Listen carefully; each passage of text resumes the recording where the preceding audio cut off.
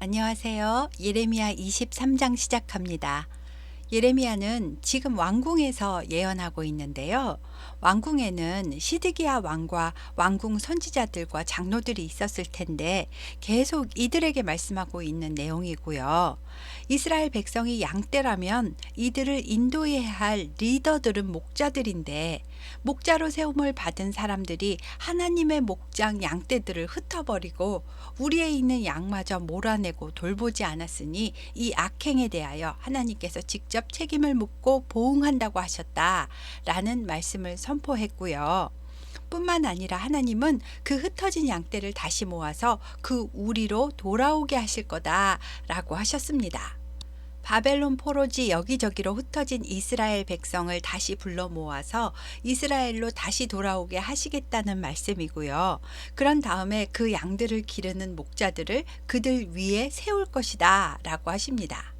그 목자는 다윗에게서 난 한 의로운 가지를 일으켜서 하나님이 세우실 것이고 그 의로운 가지는 왕이 되어 백성들을 지혜롭게 다스리고 세상에서 정의와 공의를 행할 것이다. 그러니 그날의 유다는 구원을 받고 이스라엘은 평안히 살 것이며 그 왕의 이름은 여호와 우리의 공이라 일컬음을 받으리라 하셨습니다. 다윗의 후손으로 난 한 의로운 가지는 메시아 예수님을 말씀한 것이고요. 훗날 이스라엘 회복을 위하여 하나님께서 다윗의 후손 중에서 이스라엘 전체를 지혜롭게 다스릴 진정한 왕이 나게 하실 거다라는 예언을 주셨습니다.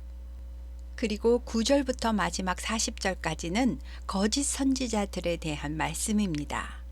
예레미야는 하나님의 말씀을 듣고 심장이 터질 것만 같고 뼈가 다 떨리고 마치 취한 사람같이 정신이 아득할 정도로 충격을 받았다는데요. 선지자와 제사장들이 다 사악하고 심지어 하나님의 성전 안에서도 그 악이 행해지고 있는 것을 여호와께서 발견하셨답니다. 옛날 북이스라엘의 수도 사마리아의 선지자들도 바알을 숭배하고 거짓을 예언해서 백성들을 잘못된 길로 가게 했었는데 남유다의 수도 예루살렘 선지자들도 우상 숭배하는 간음을 행하고 거짓을 말하며 악을 행하는 자들을 책망하지 않아서 그 악에서 돌이키지 않게 그냥 놔두고 오히려 악행하는 손을 강하게 했답니다. 그러니 이들이 다 하나님 앞에 소돔 고모라 같이 진멸의 대상이 되었다는데요. 이 사악함이 예루살렘 선지자들로부터 나와서 온 땅으로 퍼지게 하였으니 하나님은 그들에게 쑥을 먹이며 독한 물을 마시게 할 거라고 하십니다. 하나님은 이 선지자들이 하는 예언은 하나님께서 하신 말씀이 아니고 자기 마음에서 나온 것을 하나님 말씀이라고 거짓으로 말을 하는 것이니 선지자들의 말을 듣지 말라고 하셨습니다.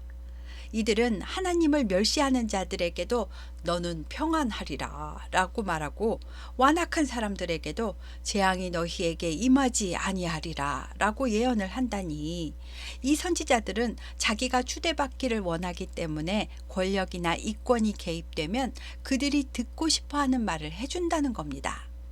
물론 거짓 선지자들도 악행이 죄라는 것은 알고 있지만 그 사람들의 영혼이 어떻게 되든 말든 그런 건 신경 쓰지 않는 겁니다. 하나님은 진짜 선지자를 하나님의 회의에 참여한 자라고 표현하셨고요. 하나님의 회의에 참여한 진짜 선지자라면 사람들이 악행을 하고 말씀을 저버리면 그들이 악행을 깨닫도록 죄를 지적하고 책망하고 돌이키게 할 거라고 하셨습니다. 거짓 선지자들은 자기 마음에 간교한 것을 하나님한테 받은 예언이라고 말을 하는데 주로 사용하는 방법이 내가 어제 꿈을 꾸었는데 하나님이 꿈을 통하여 나에게 이런 것을 보여주셨다 라고 거짓말을 한답니다. 하나님은 이들을 내 말을 도둑질하는 선지자들, 혀를 놀려 여호와가 말씀하셨다고 하는 자들 이라 표현하셨고요. 이런 거짓 꿈을 예언해서 백성을 미혹하게 하는 거짓 선지자들을 불과 같은 말씀으로 심판하시고 바위도 쳐부수는 방망이 같은 말씀으로 때려잡겠다고 하셨습니다. 그리고 하나님께서 분명히 말씀하시기를 꿈을 꾸었으면 그냥 제가 꾼 꿈입니다 라고 말을 하고, 하나님의 말씀을 받았으면 성실하게 받은 말씀 그대로 자기 생각 덧붙이지 말고 하나님의 말씀만 이야기하라고 하셨습니다. 자꾸 자기 생각이나 느낌을 하나님께 직접 받은 계시인 것처럼 말하지 말라는 겁니다. 또 거짓 선지자나 거짓 제사장이 쓰는 수법 중에 하나가 이것은 여호와의 엄중한 말씀이니라 라고 말을 해서 마치 자기가 하나님의 대언자나 되는 것처럼 자기 말을 무겁게 느껴지도록 권위를 실어 말하는데, 다시는 이런 말을 쓰지 말라고 하셨습니다. 이런 말을 쓰는 사람은 하나님의 말씀을 망령되이 사용한 것이 되기 때문에 각 사람의 말이 자기 자신한테 중벌이 되게 하시겠답니다. 하나님께서 어떤 응답을 주셨으면 제 기도에 하나님께서 이렇게 응답해 주셨습니다 라고 말을 하고, 물어볼 때도 여호와께서 뭐라고 말씀하셨습니까? 라고 물어봐야지 여호와의 엄중한 말씀이 무엇입니까? 라고 습관처럼 함부로 이런 표현을 써서 묻지 말라는 것입니다. 지금 우리는 각 사람에게 성령님이 임하여 계시기 때문에 하나님께서 나에게 말씀하실 것을 타인을 통하여 전달하게 하시지 않습니다. 기도를 통하여, 예배를 통하여, 그리고 말씀을 통하여 나에게 깨닫게 하시고 생각나게 하시니까요, 어디로 물으러 다니실 필요가 없습니다. 어떤 일에 대해서 신앙의 선배나 스승에게 상담을 받고 조언을 듣거나 중보기도 요청을 할 수는 있겠지만, 내 기도의 응답을 남이 대신 받아서 전해주는 일은 없으니까 그런 것에 현혹되지 마시고요. 나도 내가 받은 감동을 남에게 전할 때 주께서 이렇게 말씀하셨습니다. 이것이 주의 뜻입니다. 라는 말을 함부로 하지 말고 있는 그대로 제 마음에 이런 감동이 되었습니다. 이것이 깨달아졌습니다. 가슴이 뜨거워졌습니다. 라고 표현해야 합니다. 다음은 24장입니다.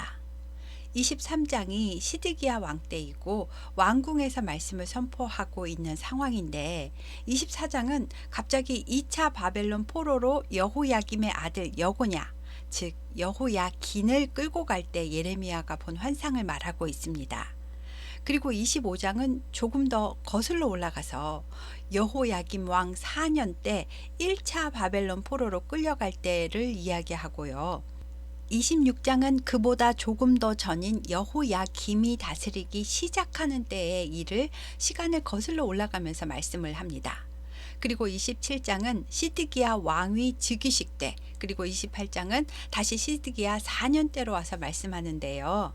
아마도 시드기야 왕과 왕궁 선지자들과 제사장들 앞에 서서 말씀을 전하는 예레미야가 과거의 일들을 회상하여 말해주면서, 그때도 내가 하나님의 말씀을 이렇게 예언했었고 제발 죄에서 돌이키고 하나님의 말씀을 청종하라고 전했지만 왕과 지도자들은 거짓 선지자들의 말에만 귀를 기울였었다. 그래서 1차로 바벨론 포로가 끌려갔고 2차로 또 끌려가지 않았느냐 라고 말하는 내용으로 이해됩니다.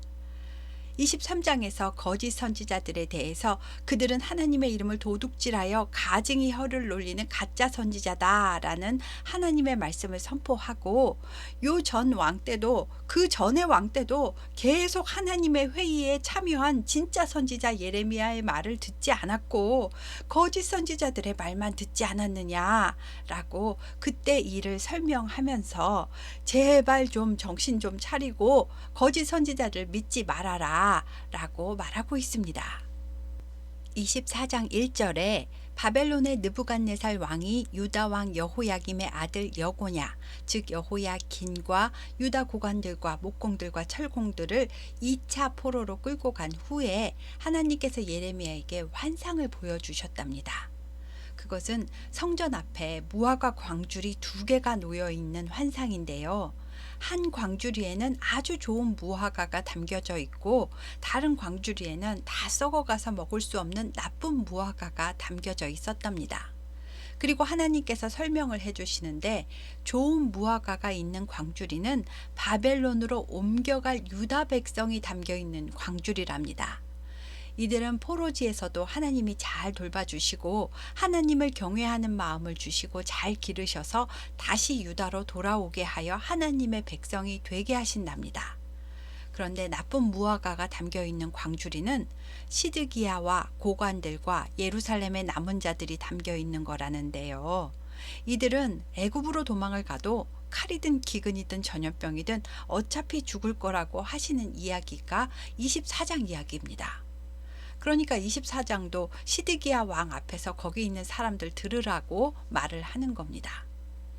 다음 25장은 여호야김 왕 넷째 해에 받은 말씀에 대해 이야기하는데요. 여호야김 왕 넷째 해는 1차 바벨론 포로로 다니엘과 세 친구 및 유다의 귀족들이 잡혀간 해였고, 그때 예레미야가 하나님께 또 말씀을 받았었는데, 예레미야가 요시야 왕 13년 때부터 지금 여호야김 넷째 해까지 23년 동안을 하나님의 말씀을 꾸준히 일렀고, 예레미야 외에도 하나님께서 다른 선지자들로 보내셨지만 이 백성은 악에서 돌이키지 않았으며 하나님 말씀에 순종하지도 않고 듣지도 않았다. 그러니 예언하신 대로 벌써 귀족들이 포로로 끌려가지 않았느냐. 앞으로 유다 백성은 70년 동안 바벨론 포로 생활을 할 것이고 70년이 끝나야 다시 돌아올 수 있다. 그리고 바벨론도 심판을 받을 거다라는 말씀입니다. 그리고 예레미야는 하나님께 진노의 술잔을 받아서 그 잔에 든 진노의 술을 모든 나라에게 마시게 하라는 말씀을 받습니다. 그리고 그 잔을 받은 모든 열방 나라들도 심판을 받게 된다는 말씀이 25장 마지막까지의 이야기입니다. 다음 26장은 시간이 4년 더 거슬러 올라가서 여호야김 왕이 다스리기 시작한 해에 임한 말씀이라는데요. 이때는 성전뜰에 서서 성전에 와서 예배하는 자들을 향하여 한마디도 빠뜨리지 말고 전부 전하라고 하시면서, 그래도 예배를 드리러 오는 사람들이니까 말씀을 듣고 회개하여 혹시 악한 길에서 돌이킨다면 하나님이 재앙을 내리지 않으시겠다고 하셨답니다. 이때까지만 해도 재앙을 면할 기회가 주어졌습니다. 그런데 전하라는 말씀이 너희가 하나님의 율법에 순종하지 않았으니 이 성전을 실로같이 되게 하고 이 성전을 세계 모든 민족의 저주거리가 되게 하겠다라는 말씀이었습니다. 실로같이 되게 하겠다는 것은 옛날 엘리 제사장 때 성막이 실로에 있었을 때 블레셋과의 전쟁에서 패하고 법궤는 빼앗기고 엘리의 두 아들 제사장들도 전쟁터에서 죽었고 성막터는 파괴되었던 것과 같이 이 성전도 파괴가 된다는 말씀입니다. 성전에 있던 제사장들과 선지자들과 모든 백성이 이 말을 듣고 회개하는 것이 아니라 예레미야를 붙잡아서 이런 너는 반드시 죽어야 하리라 라고 했답니다. 이렇게 분위기가 험악하게 되고 예레미야가 죽을 위기에 처해져 있었지만 예레미야는 이것은 저의 말이 아닙니다. 하나님께서 전하라고 하신 말씀입니다. 여러분이 하나님의 목소리를 청종하고 악한 길에서 돌아서면 재앙을 거두신다고 하셨습니다. 여러분, 저는 여러분의 손에 있으니 죽이든 말든 좋을 대로 하십시오. 그러나 분명한 것은 하나님이 보내신 선지자를 죽이면 하나님께서 반드시 무죄한 피의 대가를 여러분의 몸과 이 성과 이 성 주민에게 돌릴 것임을 분명히 알아야 합니다. 라고 담대하게 외쳤습니다. 고관들과 백성들이 가만히 듣다 보니까 선지자가 하나님의 말씀을 전했다고 죽이는 것이 말이 되지 않는다는 것을 깨닫고 제사장과 선지자들에게 이 사람이 우리 하나님 여호와의 이름으로 우리에게 말한 것이 죽일 만한 이유는 되지 않습니다. 라고 말했습니다. 그러자 지방의 장로 중 몇 사람이 일어나서 모여든 모든 회중에게 말하기를 여러분, 이전 히스기야 왕의 시절에 미가 선지자가 와서 멸망을 예언하기를 예루살렘이 돌무더기가 될 거라고 한 적이 있었는데 히스기야 왕과 모든 유다가 그를 죽였습니까? 아닙니다. 히스기야 왕은 여호와를 두려워하여 회개하고 여호와께 은혜를 구했으며 재앙을 피할 수 있었습니다. 우리가 멸망을 예언했다고 예레미야를 죽인다면 이것은 우리 생명을 심히 해롭게 하는 것이 될 수 있습니다. 라고 말했습니다. 그리고 이어서 또 일전에 기럇 여아림 사람 스마야의 아들 우리야도 예루살렘 도성과 유다 온 땅에 재앙이 들이닥칠 것을 예언했었습니다. 그때도 여호야김과 그의 모든 용사와 고관들이 그를 죽이려고 했고 우리야는 두려워서 애굽으로 도망을 갔습니다. 하지만 여호야김 왕은 사람을 보내 우리야를 잡아오게 하였으며 결국 칼로 그를 죽인 후 그의 시체를 평민들의 공동묘실에 던진 일이 있지 않습니까? 라고 하며 이미 선지자를 죽이는 죄를 범하지 않았느냐고 더 이상은 죽이면 안 된다고 말했습니다. 그래서 당시에 권력이 있었던 사반의 아들 아히감이라는 사람이 예레미야를 죽이려는 사람들에게 예레미야를 내주지 않았고 죽이지 못하게 막아주었답니다. 26장을 보면 당시에 예루살렘 멸망을 예언한 선지자가 예레미야 혼자만은 아니었다는 것을 알 수 있고요. 죽음이 두려워서 말했지 못했거나 말했다가 결국 죽임을 당하는 사람들도 있었다는 것을 알 수 있습니다. 다음은 27장입니다.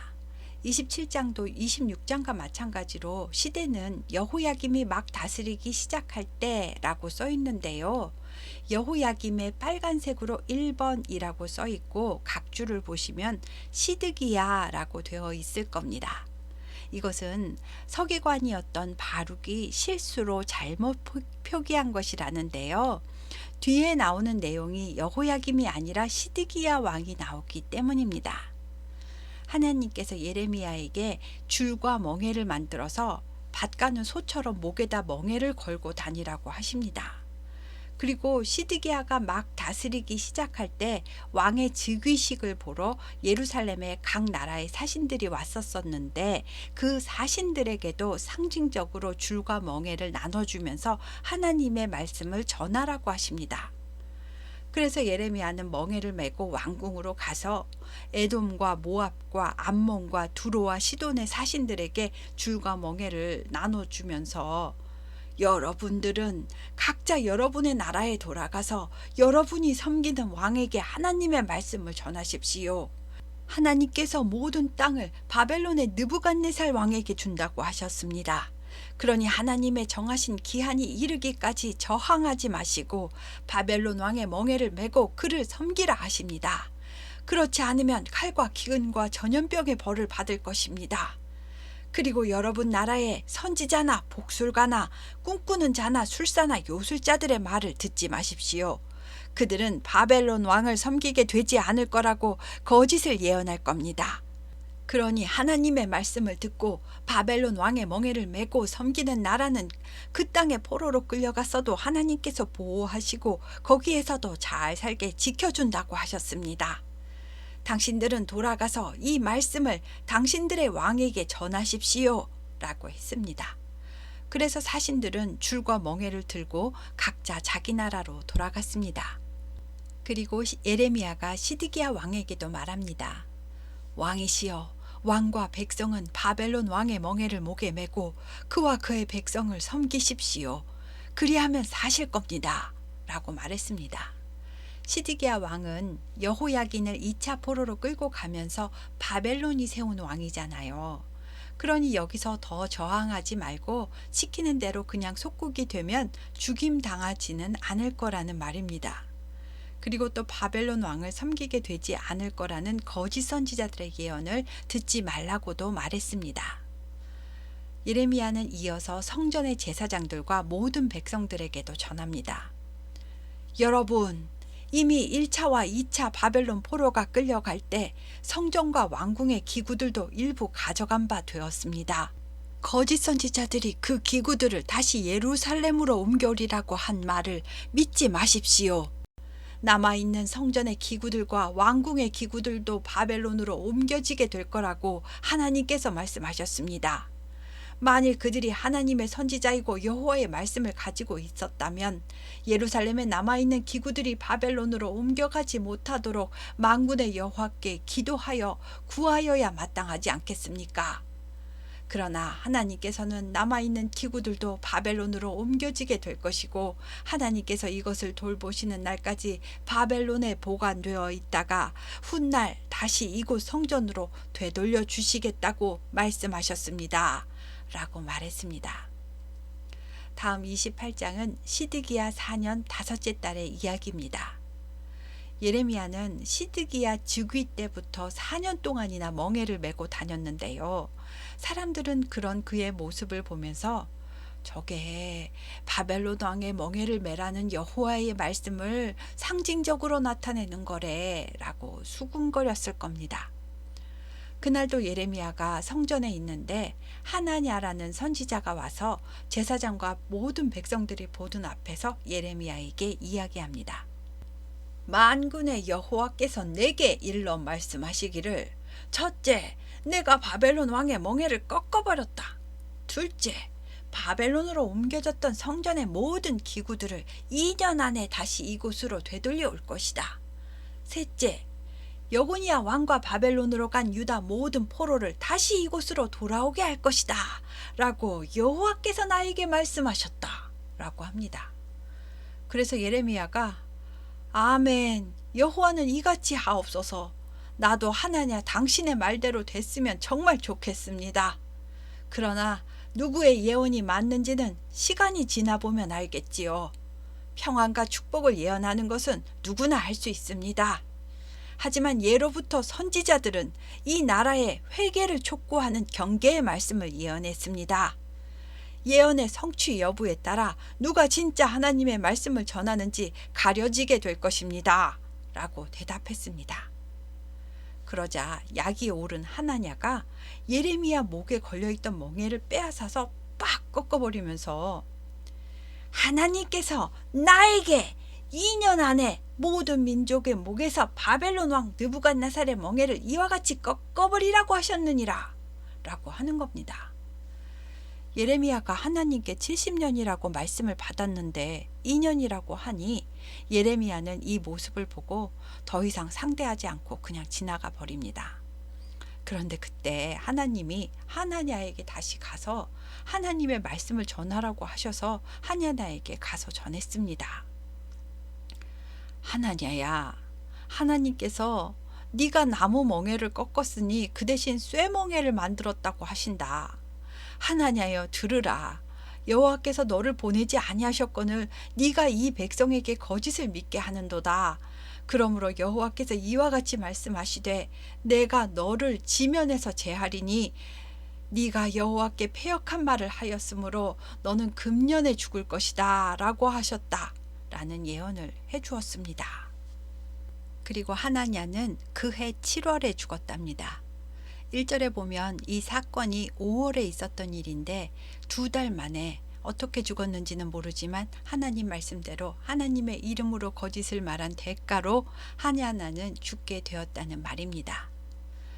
거짓 선지자가 이렇게 하나님의 이름으로 진짜인 것처럼 거짓을 말하면 우리는 어떻게 분별해야 할까요? 우리에겐 성경이 있습니다. 성경을 잘 이해하고 있으면 아무리 그럴듯한 언변으로 말을 잘하고 웃겼다 울렸다 혼을 쏙 빼놓게 설교를 잘해도 하나님 말씀을 하는지 다른 말을 하는지 금방 알아차릴 수 있습니다.